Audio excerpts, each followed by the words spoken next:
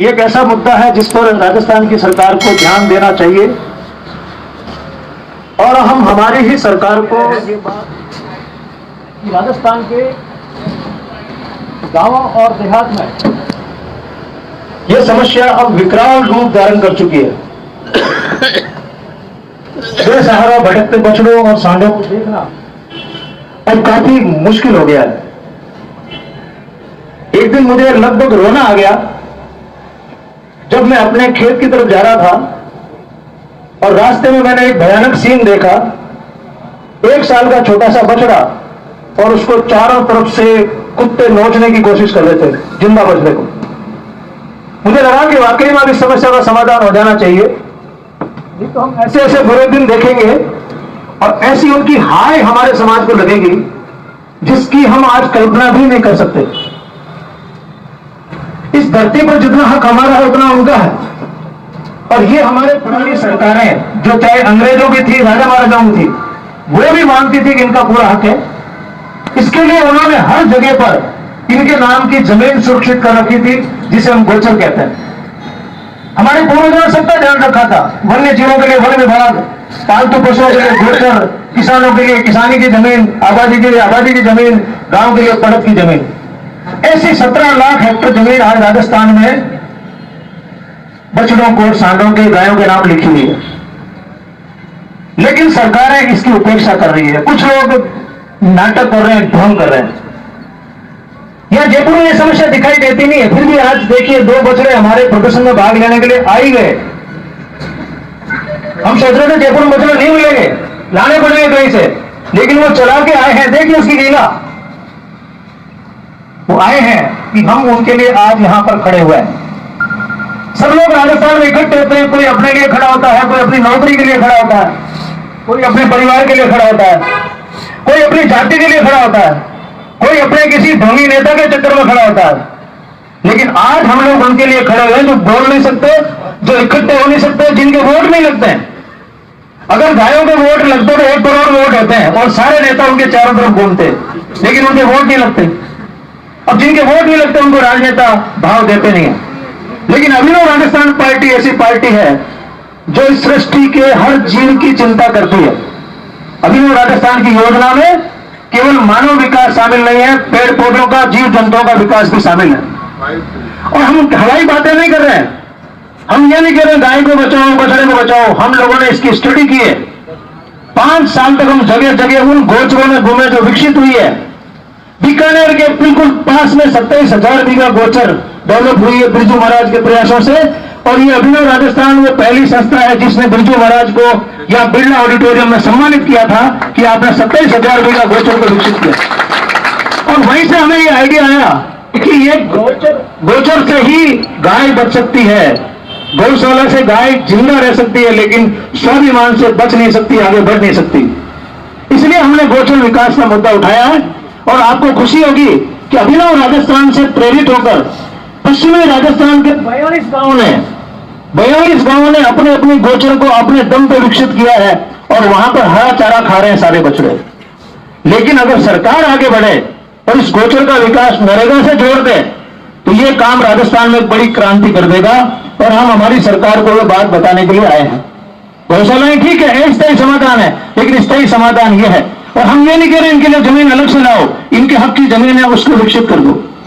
जो आलोचक वो कहते हैं गोचर पर अतिक्रमण हो गया, हम ये कहते हैं 17 लाख हेक्टेयर जमीन है, 2 लाख पर अतिक्रमण हो गया होगा, 4 पे हो गया होगा, बाकी जमीन पड़ी है, उसका विकास क्यों नहीं करते? पंचायत राज अधिनियम में स्पष्ट लिखा कि उनकी एक ड्यूटी है कि गांव में जो चारागाह भूमि है उसका विकास किया जाए, लेकिन उन लोगों को इस काम में रुचि आती नहीं है। नरेगा में स्पष्ट लिखा है कि 240 काम जो नरेगा से करवाए जा सकते हैं उसमें एक काम चारागाह का विकास भी है, सब लिखा हुआ है। लेकिन राजस्थान सरकार की प्राथमिकता नहीं है और उनका कोई दोष नहीं है। जिस देश में, जिस समाज में नागरिक सोए रहते हैं वहां पर सरकारें ऐसे ही काम करती है, सरकार का कोई दोष नहीं होता है। इसलिए हम सरकार को जगाने के लिए आए।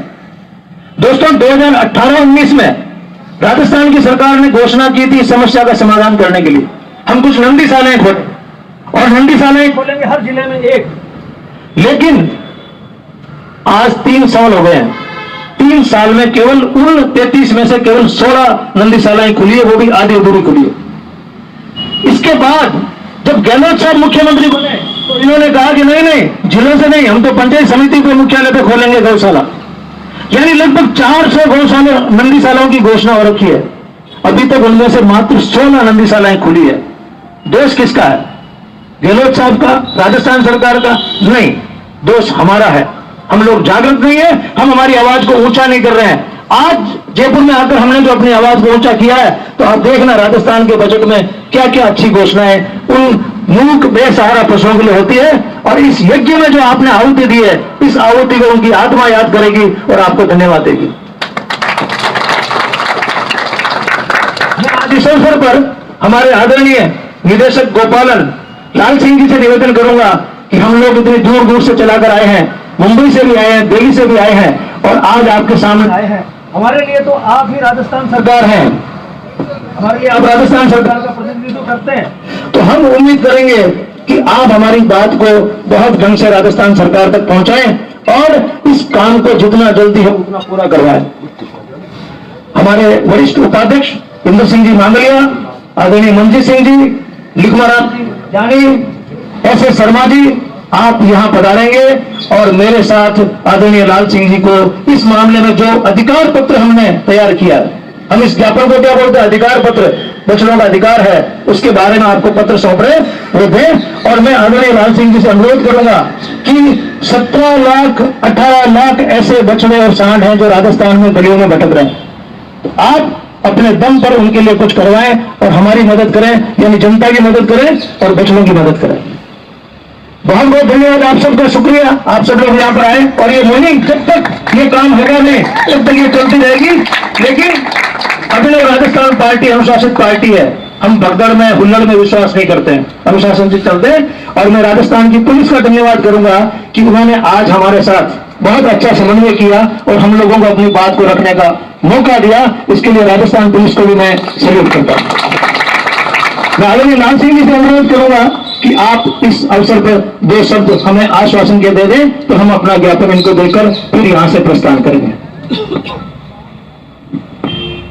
आगंतुक भाई और बहनों, मैं आप सभी का यहाँ पर पधारने के लिए धन्यवाद देता हूँ और आपकी भावनाओं को सरकार के सामने मजबूती से हम इसको रखेंगे।